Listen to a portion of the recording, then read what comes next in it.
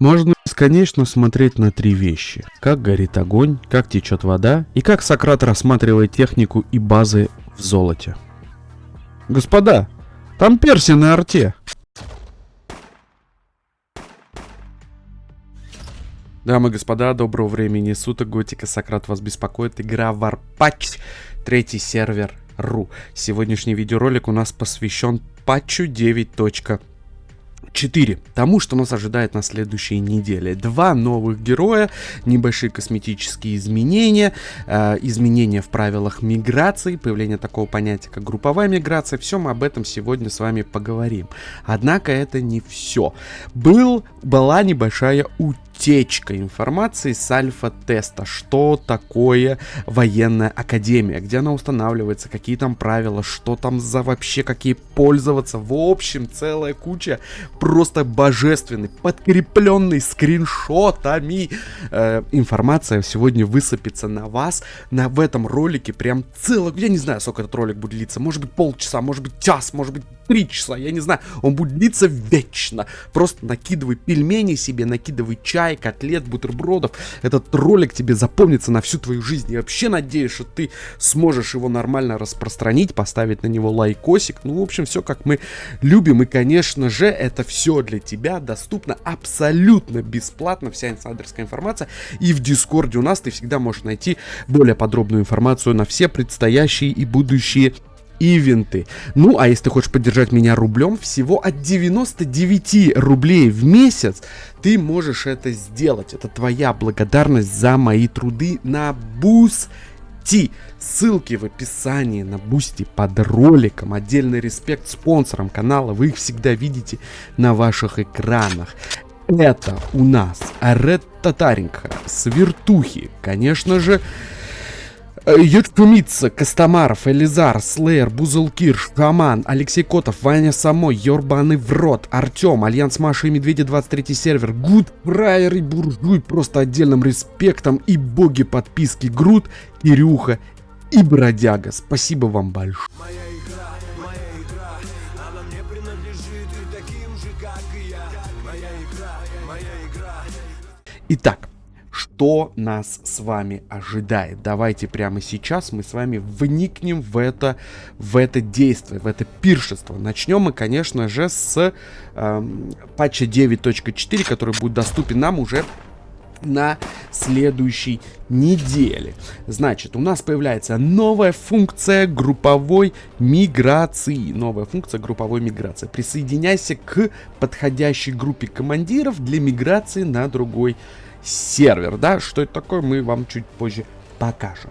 Следующее. Новый офицер. Впервые в истории у нас добавлен не человек, а мы ушли уже куда-то за пределы фиг пойми куда. Это просто Мишка, и странно, почему он принадлежит западному лагерю, да, назовем того. Потому что это должен быть Russian Мишка с балалайка, блядь. С балалайка, конечно же, должен быть Russian Мишка. Ну вот, и это у нас Вестник Мира, новый офицер. Мы все посмотрим сегодня скиллы, описание, все, что там у нас есть. Ну и еще один новый офицер.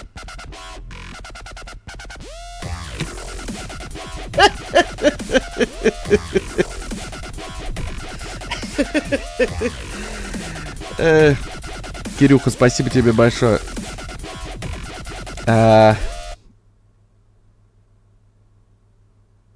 Давай, бро, или пушку. Я в тебе не ошибся. Ты лучший блогер. Спасибо огромное Я за поддержку. Откуда это так, как появилось-то? Все очень просто. Я записываю через OBS, а все донаты, которые летят на стриме, они автоматически высвечиваются на OBS. Поэтому кто-то решил просто поддержать. Ну, не кто-то, а Кирюх. Сам Кирюх. Спасибо огромное. Значит, и у нас новый офицер. Значит, на бомбардировщик, да, и он тоже, кстати, принадлежит Либерти расе, фракции, не знаю, как это назвать. Первое, на что стоит обратить ваше внимание, господа, это у нас изменилась иконочка нашей девчули, добавили медведя и сделали более девчачью иконочку у девчульки, да.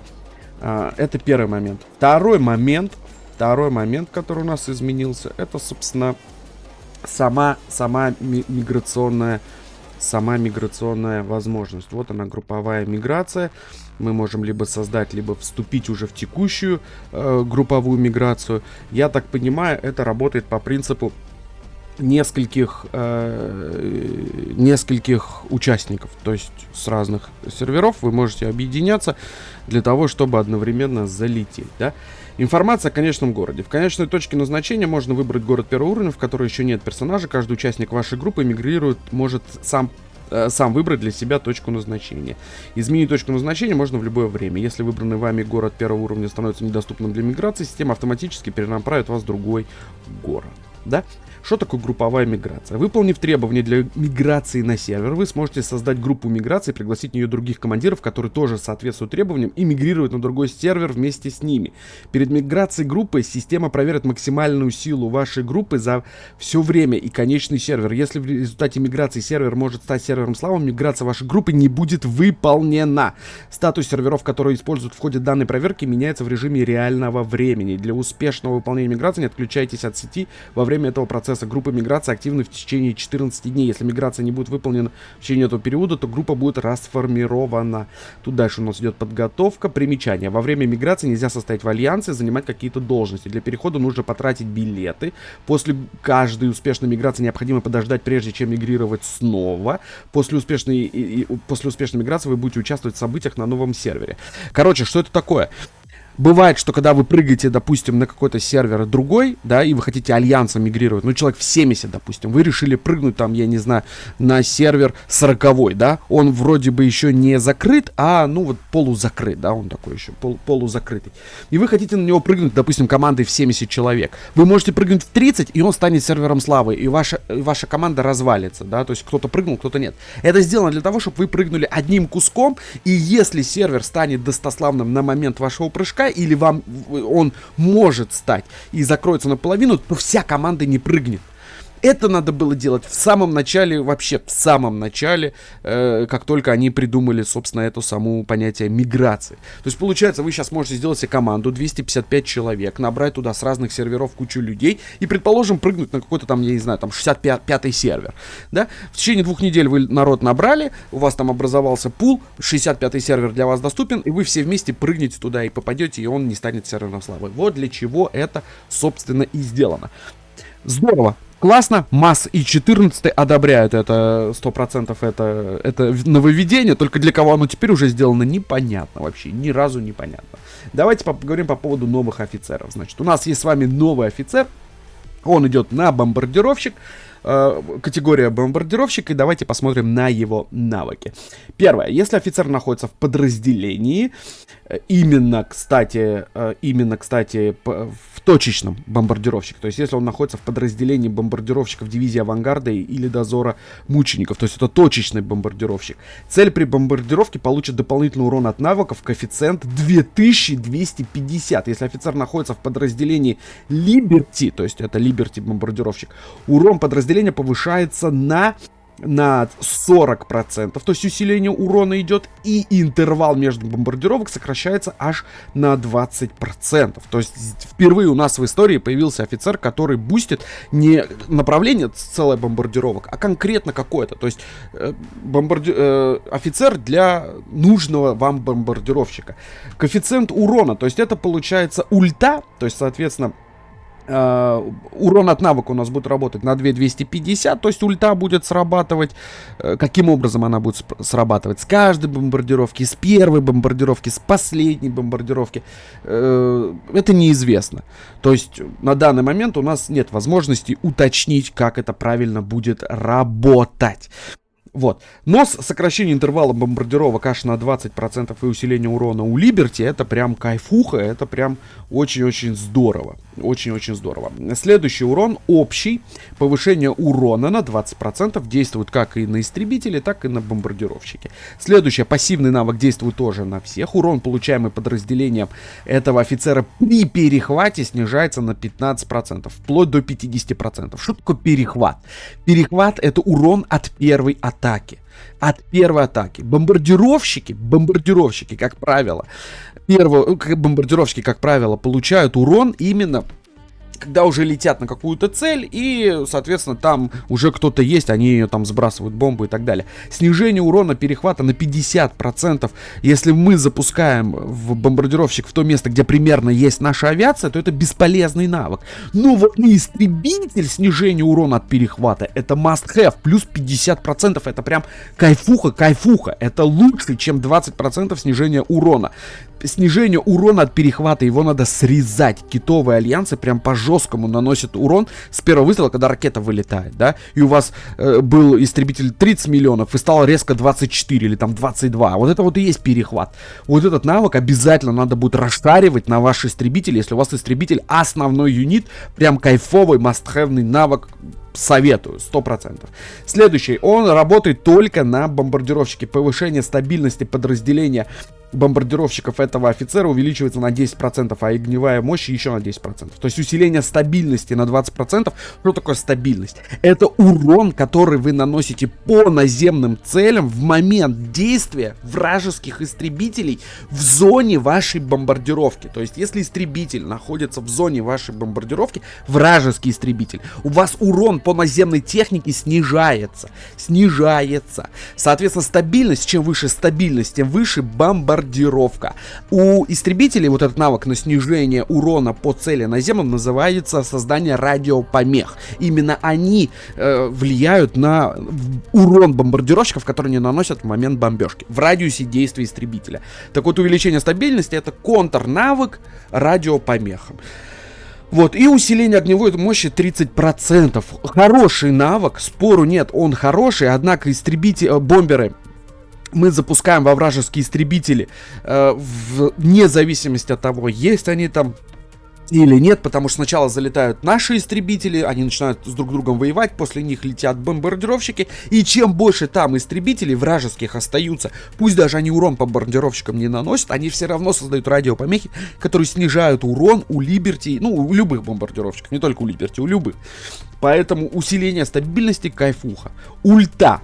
Теперь, если офицер находится в подразделении бомбардировщиков, получают 2250. Если в радиусе 1 квадрата карты нет союзных войск, то цель получает еще больше дополнительного урона от навыка, вплоть до 3100 единиц, если в радиусе 1 квадрата нет союзных войск. То есть, если это на точку, мы запускаем на точку, получаем коэффициент 3100. Соответственно, где-то там в тылах у нас катаются вертолеты вражеские, ЛТ где-то катаются, отправляйте на них точку, коэффициент будет 300. Я не знаю, как и о чем думают разработчики, но это герой вообще уже, это 4-е поколение. Не такой уж и новый он, ну, то есть поколение, но навыки, конечно, божественные.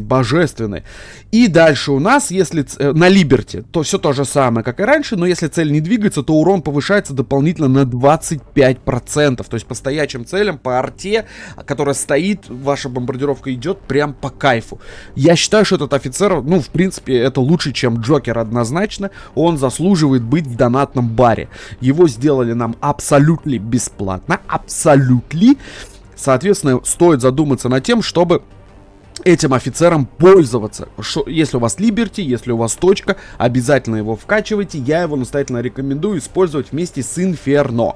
Инферно это намного круче герой, чем Эль Картера. Даже не смотрите на то, что Эль Картера замедляет на 1 секунду. Это все-таки на 1,5 секунды стана. За счет пассивных поджиганий он наносит больше урона, чем Эль Картера. Вот, в общем, вместе с ним вообще идеально зайдет. Идеально. Прям вообще по кайфу. Офицер новый, супер. Следующий у нас наземный офицер, у нас идет вот этот вот Мишка. И впервые у нас сделан офицер, который не человек, а какое-то животное. Скоро у нас будет офицер-верблюд, осел. Хотя осел у нас есть, он на 38-м сервере находится. Есть у нас и другие О, вот он и загрузился. Есть у нас не только люди, женщины, там, животные, мужчины и так далее. Но вот скоро будут птички и так далее, так далее. Поехали. Значит, первый навык. Это, кстати, пехотный офицер с атакой. Я считаю, что его надо ставить вместе с одинокой звездой, с минером и кайфовать, прям кайфовать от бешеного урона, который будет выдавать ваш медведь. Первое. Навык. На 8 секунд повышает урон подразделения этого офицера на 50%. И повышает урон от обычных атак на 40%. Что это значит? Когда вы забустите усиление урона на 50%, ульта от минера также усилится. Потому что она будет рассчитана от урона вашего юнита. То есть мы его ставим первым, вот этого офицера ставим первым. Дальше мы с вами делаем что? Мы поставили его первым, усилили урон. Через 8 секунд у нас прокает скилл. И на 8,5 прокает скилл второго офицера. И он уже будет под бафом. Вследствие чего мы на 8 секунде начнем прям раздавать по кайфу. Очень крутой навык. И даже не смотрите на то, что здесь нет урона от навыков, от коэффициента. Это не важно. Важно, что усиление урона идет 50% это и от навыков, и от обычных атак. Усиление урона от обычных атак плюс 40%. Суммарно это 90%. На пехоту это вообще по кайфу. Прям по кайфу.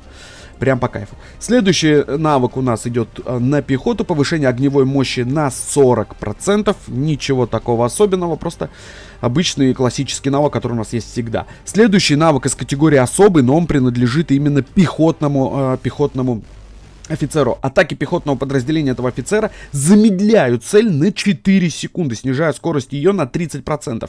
Эффект может активироваться один раз в 4 секунды. Есть у нас такой навык у Фемиды. У Фемиды на ульте она снижает на 50% на 6 секунд. Здесь же у нас просто без ульты мы атаки пехотного офицера замедляют цель. То есть здесь без шанса, без всего. Раз в 4 секунды мы делаем снижение скорости передвижения на 30%. Круто, круто.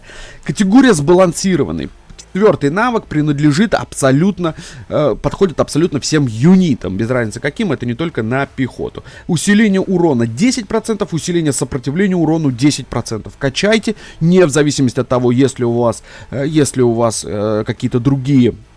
Если у вас вообще пехота, если нет, неважно, прокачивайте эти навыки, это круто, это классно, сбалансированная категория нам как раз нужна, у нас не так много сбалансированных навыков. Усиление урона 10%, сопротивление урона 10%, нечто подобное у нас с вами есть у маэстро, я в свое время советовал у маэстро качать эти навыки, усиление урона 10% и усиление сопротивления урону 10%, здесь это тоже присутствует, никакого нового ноу-хау у нас нету в этих навыках, да. Ну и ульта. Атаки пехотного подразделения этого офицера с вероятностью 20% наносят цели урон от навыка 600. Эффект может активироваться один раз в 8 секунд.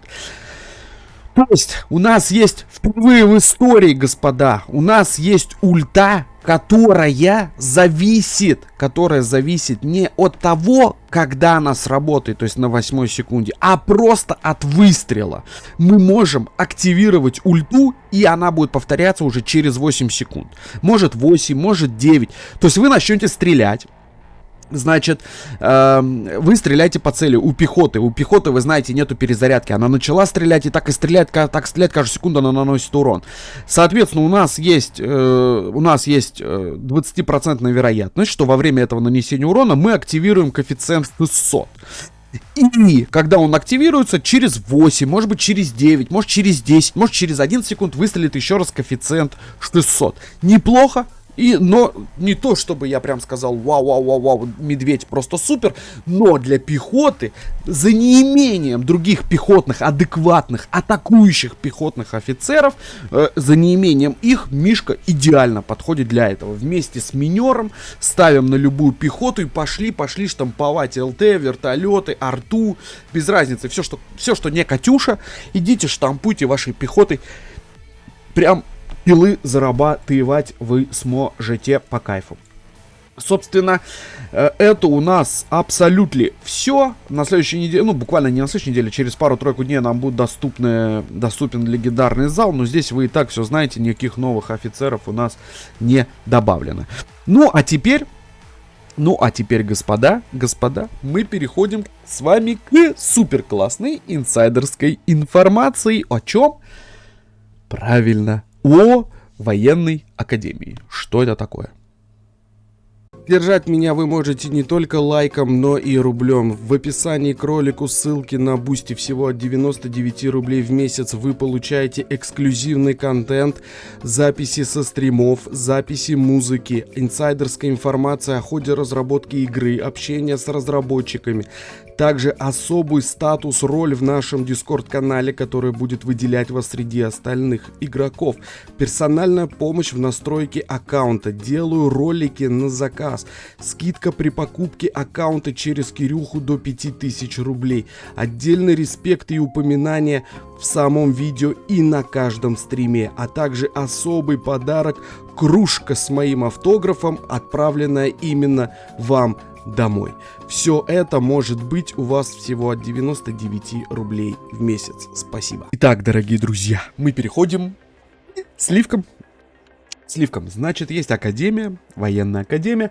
Это здание, которое будет доступно вам по стройке. То есть, с выходом следующего патча 7.4, 7.5, может 8.0, в конце апреля, в середине, в мае нам будет добавлено, новое здание.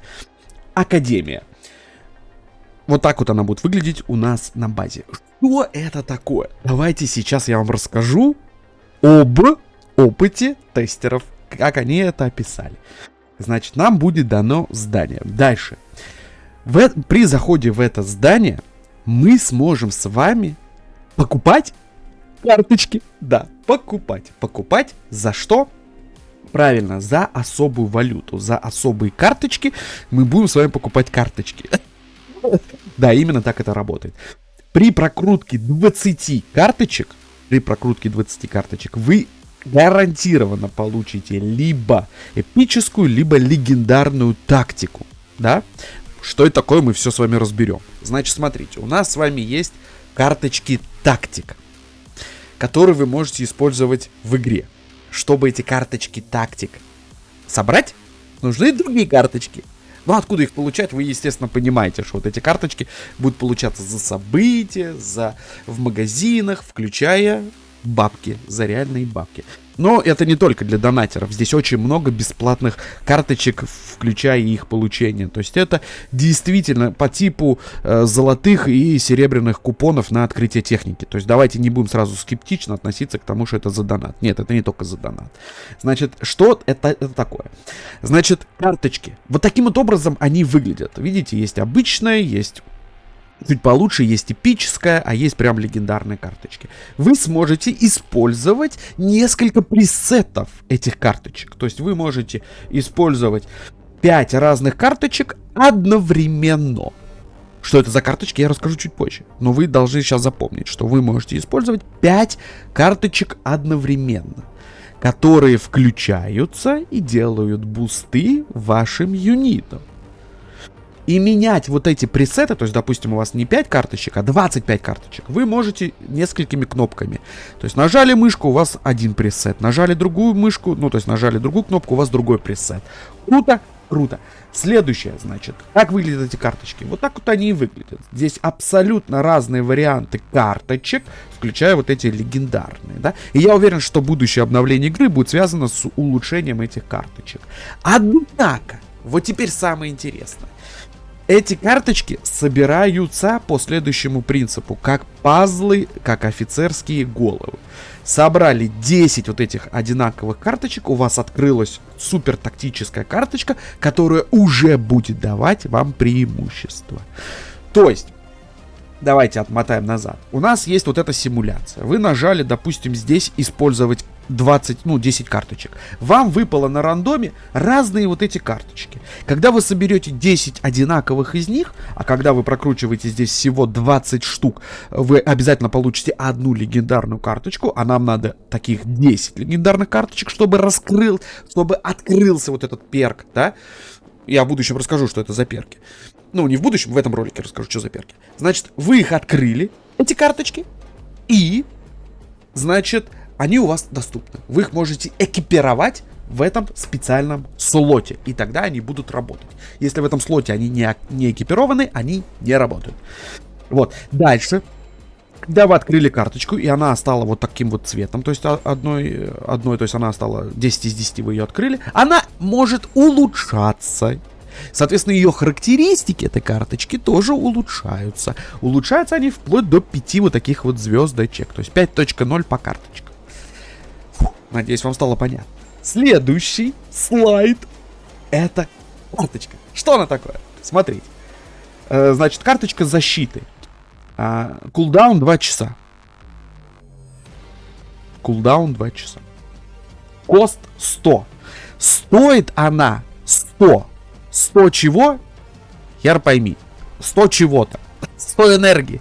Да, кстати, это отдельная история. Значит, эти карточки активируются, да, активируются. Но стоят сколько-то там чего-то там.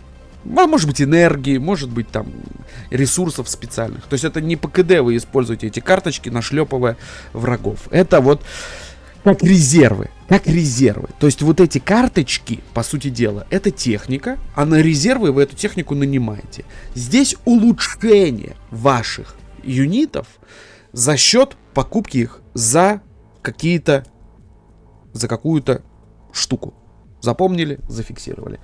Что дает эта карточка? Восстанавливает здоровье вашим наземным силам каждые 8 секунд на протяжении 1 минуты.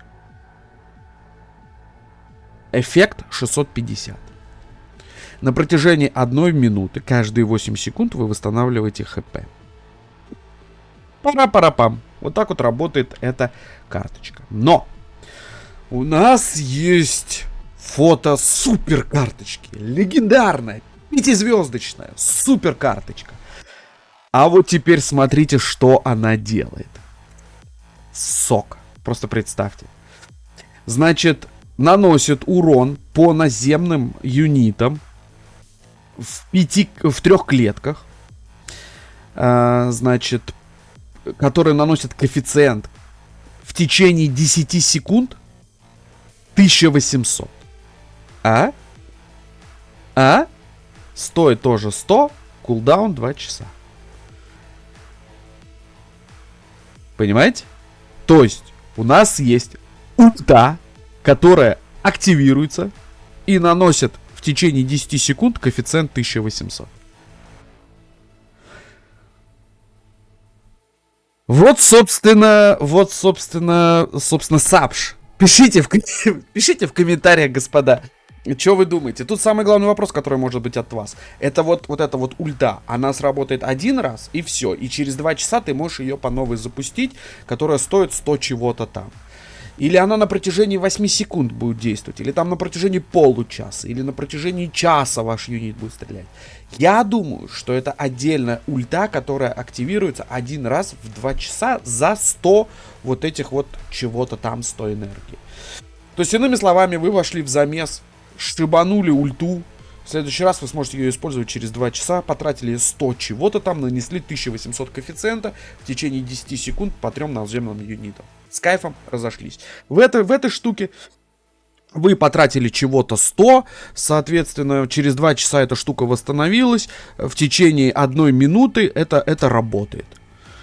Через каждые 8 секунд вы восстанавливаете здоровье, и в течение 1 минуты это работает. Допустим, маусом пошли танковать базу, запустили эту штуку, по кого-то кита пошли там, ну или там полукита пошли танковать, запустили эту штуку, каждые 8 секунд у вас хп мауса восстанавливается, или после базы, после того, как вы маусом танканули, хп восстановилось, и пошли танковать следующего. Через 2 часа это отработало. Пока в теории это работает именно так. Как на практике это будет выглядеть, неизвестно, потому что разработчики могут внести определенные коррективы. Все-таки это не бета-версия, это не патч 9.4, это прям сырой эскиз, да, который уже внедрен в игру. Однако мы пока еще не можем это ни протестировать, ни посмотреть, но общий зритель еще не может. Вот, в общем, вот такую инсайдерскую информацию я на вас нарыл. Отдельно респект моему инсайдеру. Может быть, когда он скажет, что можно, я оглашу, кто мой инсайдер. Но это прям приближенный к приближенному, тому самому, о ком вы подумали. Вот. И если он хочет, я, может быть, и там напишу спасибо огромное. То есть за почти все инсайдерскую информацию, включая ПТС-сервер, я благодарен всего одному человеку. Пока его назвать, к сожалению, не могу, а может быть и к счастью.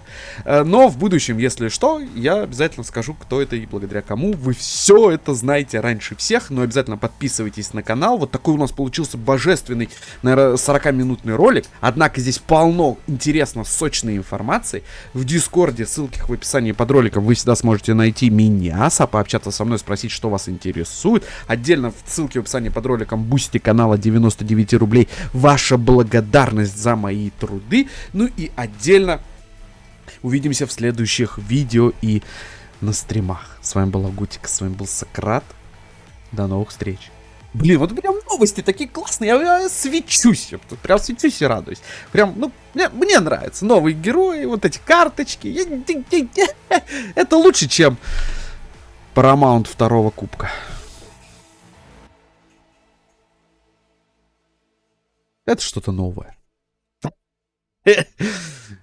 Вот так. Этот ролик бы не получился без ваших идей. В разделе Дискорда Сократ «Сделай видео», накидывайте ваши идеи, и я, естественно, буду пилить ролики. Также вы можете найти межсерверный флут, пообщаться со всеми русскоговорящими игроками нашей любимой игры Warpatch, найти посольство интересующего вас альянса, может быть, сделать свое посольство и искать игроков на нужный вам сервер, также организовать десант на новый сервер.